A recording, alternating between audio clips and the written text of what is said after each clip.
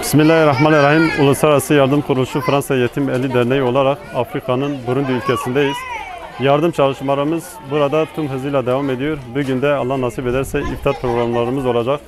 Şu anda iftar yemeği yapılan alandayız. Yemek menüsünün içerisinde etimiz var, pilav var, kuru fasulye, salata, meyve ve bunun yanında meyve suyu var. Akşam inşallah yüzlerce kişiye iftar yemeği ulaştıracağız. Afrika, Burundi'de tüm hayırseverlerimize selam gönderiyoruz. Allah-u Teala yapmış oldukları bu hayırlarından dolayı kendilerinden razı olsun.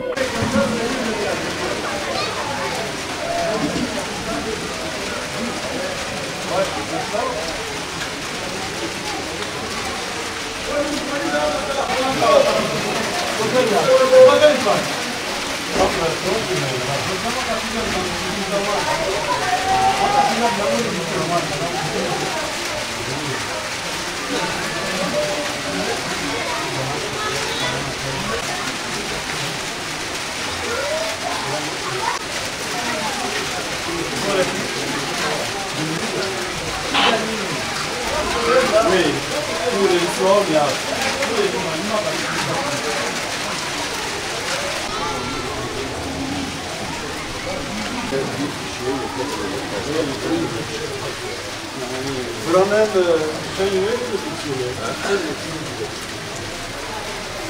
Çünkü beğeniyor.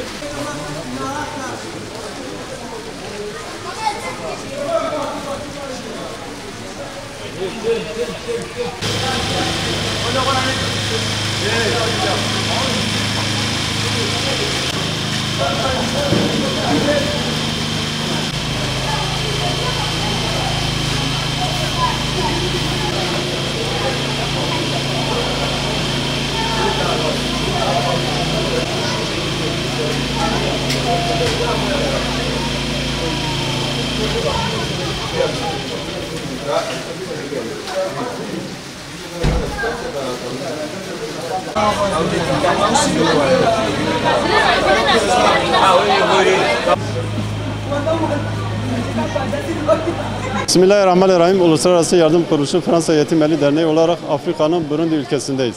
Allah nasip ederse bugün hayırseverlerinin bize vermiş olduğu iftar programını gerçekleştiriyoruz ve burada yüzlerce kişiye iftar yemeği veriyoruz. Allah tüm hayırseverlerin bu vesileyle hayırlarını kabul etsin.